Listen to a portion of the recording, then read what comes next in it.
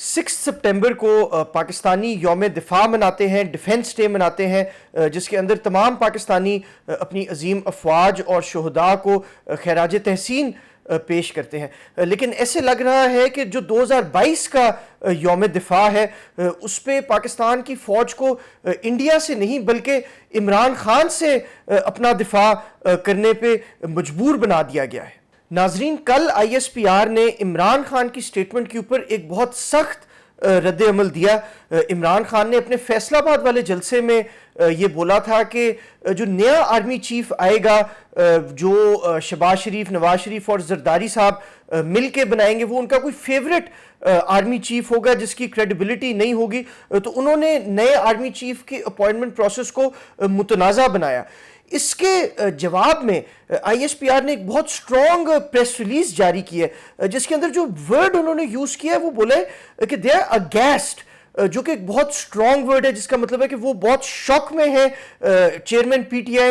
इमरान खान साहब की ये स्टेटमेंट सुन के, क्योंकि किसी ने ये एक्सपेक्ट नहीं किया था कि खान साहब पाकिस्तान की मिलिट्री लीडरशिप पे इस वक्त के आर्मी चीफ के अलावा भी सीनियर जनरल्स को इस तरह आड़े हाथ लेंगे। जी, जो PTI की पाक फौज और उसकी लीडरशिप के खिलाफ मुहिम है वो बड़ी मुनज़्ज़म तरीके से चल रही है, और जैसे हमने देखा कि खान साहब को वज़ीर आज़म की कुर्सी से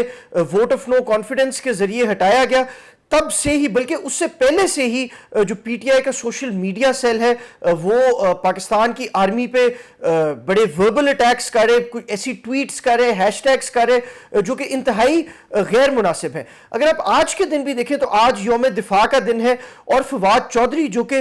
इमरान खान साहब के बहुत करीबी साथी हैं, अगर आप उनका ट्वीट मुलाहिजा फरमाएं, वो कहते हैं कि 6 सितंबर की परेड मनसूख करके अच्छा फैसला किया, वरना जवानों को हंसने से रोकना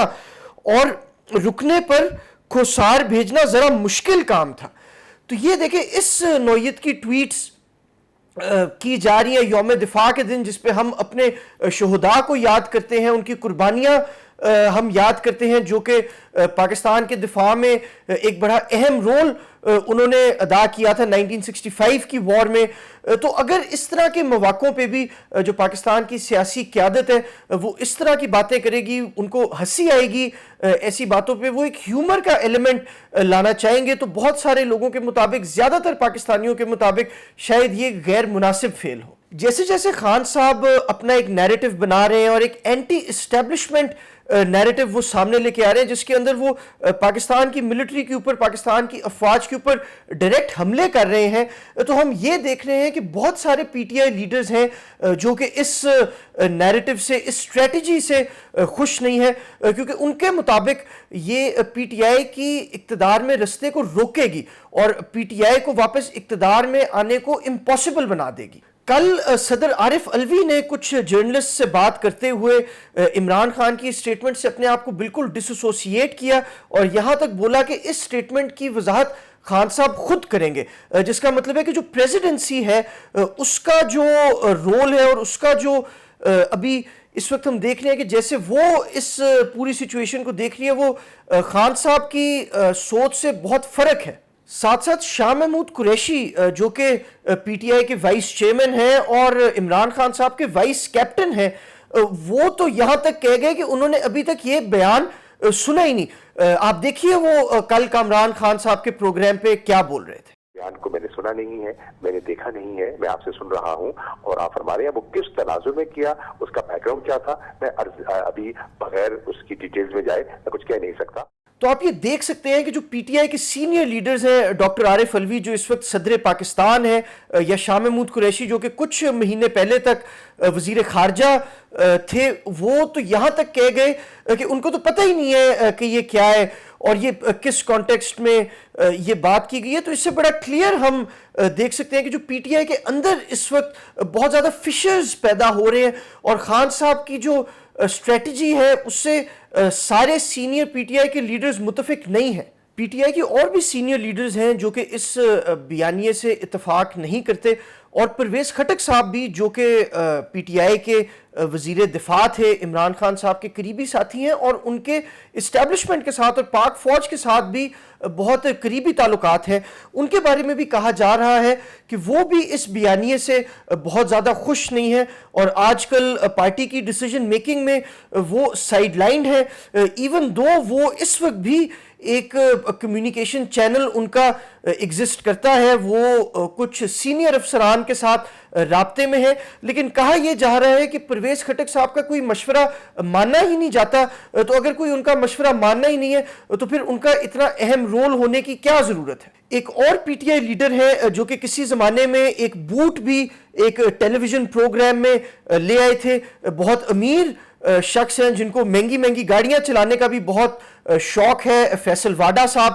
انہوں نے تو ابھی حال ہی میں ایک میٹنگ میں خان صاحب کے اوپر وہ برس پڑے اور خان صاحب کی اسٹریٹجی کو کرٹیسائز کیا، اور یہاں تک کہہ گئے کہ اس میٹنگ میں موجود کچھ ایسے لوگ ہیں جو کہ سانپ ہیں جو کہ خان صاحب کو ڈسیں گے۔ تو اس وقت پی ٹی آئی کے اندر ہم دیکھ رہے ہیں کہ ایک سائلنٹ ریولوشن آ رہی ہے جس کے اندر خان صاحب کی اپنی لیڈرشپ کے اوپر ایک سوالیہ نشان پی ٹی آئی کے اپنے لیڈرز اٹھا رہے ہیں، چاہے آپ فورن فنڈنگ کیس دیکھیں، توشہ خانہ کیس دیکھیں یا ٹیررزم کیس دیکھیں، ایسا لگ رہا ہے کہ خان صاحب کے اوپر جو قانونی شکنجہ ہے وہ مزید مضبوط ہوتا جا رہا ہے، اور ایسے نظر آ رہا ہے کہ خان صاحب کی ڈسکوالیفیکیشن بھی ہو سکتی ہے، اور یہ بہت زیادہ سرپرائزنگ بات نہیں ہوگی اگر خان صاحب کو الیکٹورل پالیٹکس سے جوڈیشل روٹ کے ذریعے نکالا جائے، جیسے کہ میاں نواز شریف صاحب کو وزیر اعظم جو اس وقت تھے ان کو جس طریقے سے نکالا گیا تھا، اسی طریقے سے اب کہا جا رہا ہے کہ خان صاحب کو بھی الیکٹورل پالیٹکس سے ہمیشہ ہمیشہ کے لیے آؤٹ کیا جائے گا۔ ایسی صورت میں پی ٹی آئی کے اندر بہت سارے لیڈرز ہیں جو کہ عمران خان صاحب کی جگہ لینا چاہتے ہیں، جو اس وقت اپنے آپ کو نمبر 2 سمجھتے ہیں، لیکن ان کی نظر نمبر 1 پوزیشن پہ ہے۔ وہ یہ چاہتے ہیں کہ اگر پی ٹی آئی کی جو پاپولیرٹی اور اگر پی ٹی آئی اگلا الیکشن جیت جائے تو عمران خان صاحب کی جگہ وہ وزیر اعظم بنے، اور ان لوگوں میں شاہ محمود قریشی، اسد عمر اور ایسے لوگ بھی آتے ہیں جن کا ابھی نام لینا مناسب نہیں ہے اور جو تھوڑے سیکنڈ ٹیئر لیڈرشپ پہ شمار ہوتے ہیں، لیکن ان کی اپنی گیم ہے، ان کی اپنے ایمبیشنز ہیں، اور ہو سکتا ہے آنے والے دنوں میں ہم ان کی اپنی پالیٹکس دیکھیں گے کہ وہ کیسے خان صاحب کو بھی خوش رکھنے کی کوشش کریں گے اور اسٹیبلشمنٹ کو بھی دکھائیں گے کہ وہ ایک ایکسیپٹیبل کینڈیڈیٹ ہو سکتے ہیں۔ بٹ ناظرین، آپ کو ہم یہ بتاتے چلیں کہ پاکستان کا یہ جو سارا سیاسی بحران اس وقت چل رہا ہے، یہ سارا ریوالو کر رہا ہے نومبر کے ارد گرد، کہ کیا نئے آرمی چیف آئیں گے، اگر آئیں گے تو وہ کون ہوں گے، اور اگر نہیں آئیں گے تو کیا جنرل قمر جاوید باجوہ صاحب کوئی ایکسٹینشن لیں گے، کیا کچھ لوگ ان کو بڑا فورس کر رہے ہیں یا بڑی زیادہ ریکویسٹ کر رہے ہیں کہ ان کو ایکسٹینشن دی جائے۔ تو اس حوالے سے ابھی کامنٹ کرنا تو تھوڑا پری میچور ہوگا، مگر ہم آئی ایس پی آر کی ایک سٹیٹمنٹ کا حوالہ دے سکتے ہیں کہ D G I S P R نے یہ بڑا کیٹیگورکلی، بڑا ان ایکویووکلی یہ بیان کیا ہے کہ جنرل قمر جاوید باجوہ صاحب ایک نئی ایکسٹینشن نہیں لیں گے۔ آلریڈی ان کو ایک 3 سال کی ایکسٹینشن مل چکی ہے جس کی مدت نومبر 2022 میں پوری ہو رہی ہے، مگر اب ایسی خبریں آ رہی ہیں کہ حکومت میں کچھ ایسے لوگ ہیں اور پی ٹی آئی میں بھی کچھ ایسے لوگ ہیں جو کہ اس وقت انکمبنٹ چیف کو نمبر 1 کو مجبور کر رہے ہیں کہ وہ کم از کم 1 سال اور کی ایکسٹینشن لیں تاکہ پاکستان کے اس وقت سیاسی بحران کو تھوڑا سا کنٹرول کیا جائے، تھوڑا سا مینج کیا جائے، فریش الیکشنز بھی ہو جائیں، اور پھر جو نئی گورنمنٹ آئے گی جس کے پاس ایک 5 سال کا مینڈیٹ ہوگا وہ اپنا نیا آرمی چیف اپوائنٹ کرے۔